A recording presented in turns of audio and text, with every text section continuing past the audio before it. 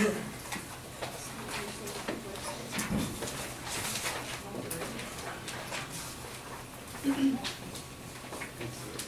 thing on the agenda is Rick Brown. Actually, I did have a question real quick while Rick's getting ready. And this may be a quick answer, but is there a place that we can look at that resolution information? That the discussion that's going on, you know, what's being presented? Judy will have the copy they gave us, but I don't know. John, I don't know about a website. Yeah, website or something. Yeah, that's right. Pete Miller at wbpolicy.org. That's his email. I don't know if you might, I don't see the website, but you might can email him, and his telephone number is 304-395-1692. It's also www.wbpolicy.org. Is how they go. When I get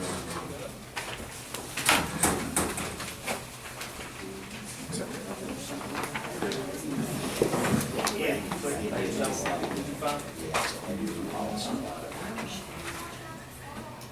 Okay, Ryan and I wanted to give you an update on the wastewater project.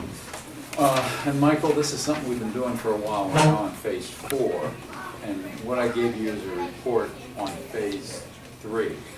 So we've already passed that, but that will just give you some background on it. The first thing we handed out is a copy of the DEP payment request, the most recent one we sent in, and if you look down there, what's highlighted, the total project, this is phase 4, the total project is $759,000, a little over $759,000. At this point, we've drawn down $105,000, and this last one, the request was for $67,000.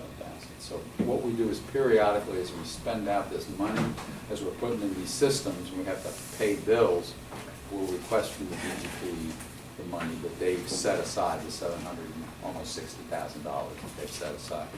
And if you look, most of the budget of that $760,000, $575,000 is for putting the systems in.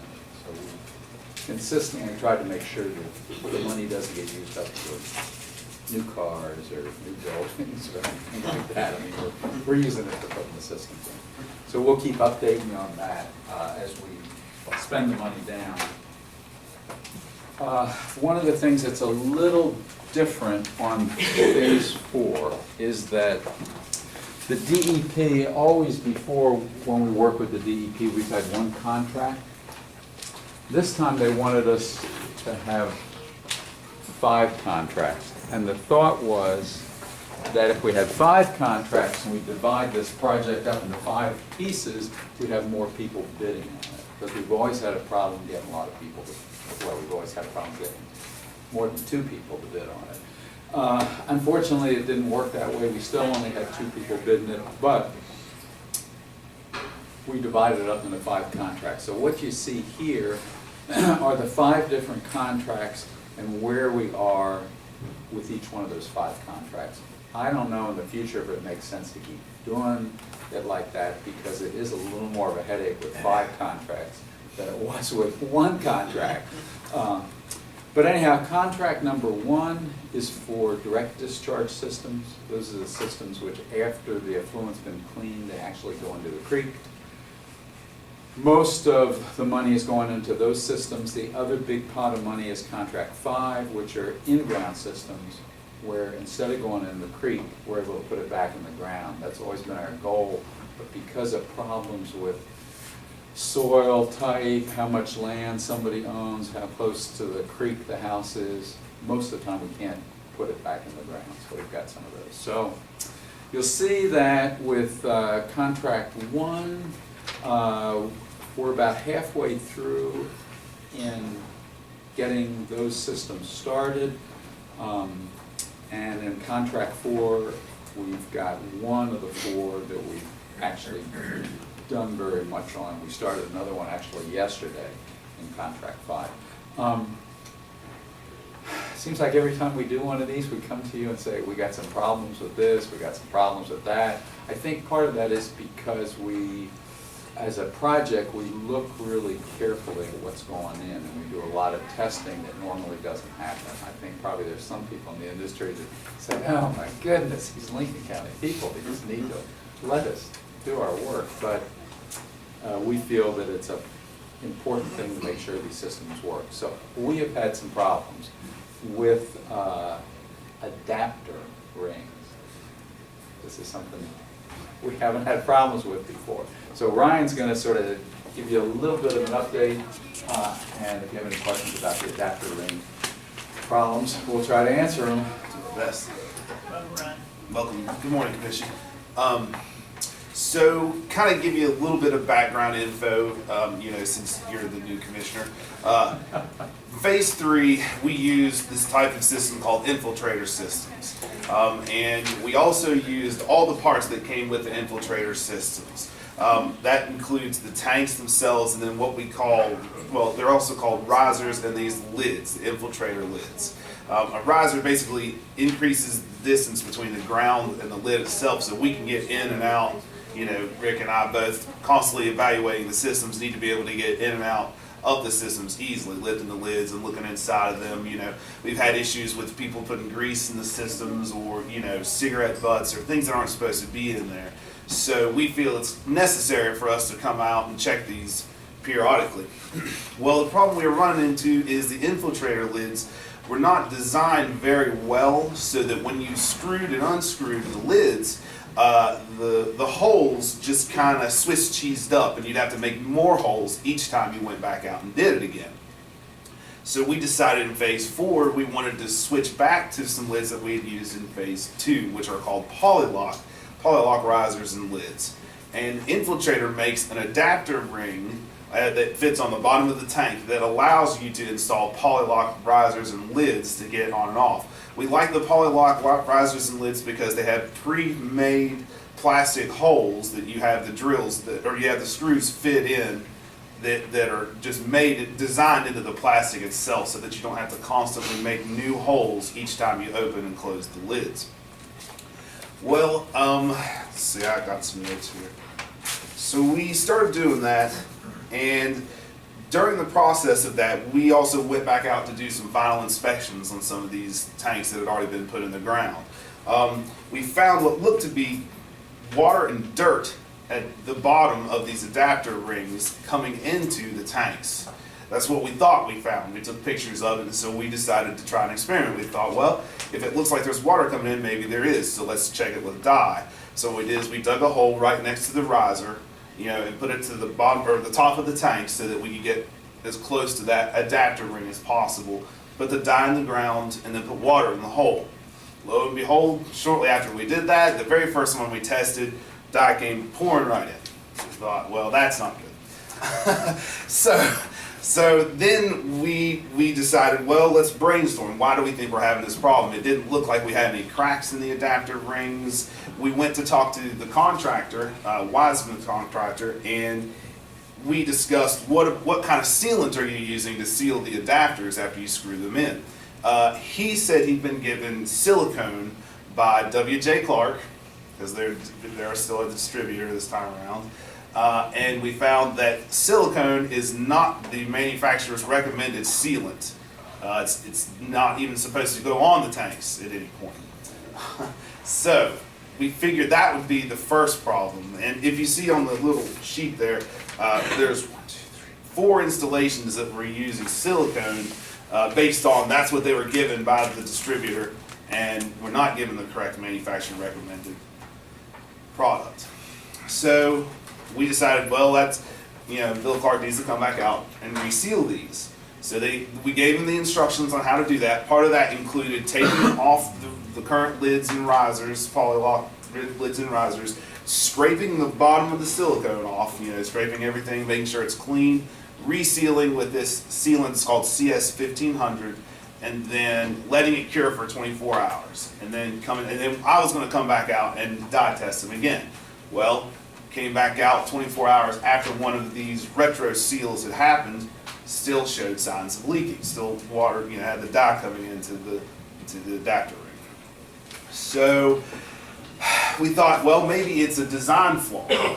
Maybe it's just the adapter rings, because we are, kind of marrying two different technologies. You've got the infiltrator technology, and then you've got these polylock technology.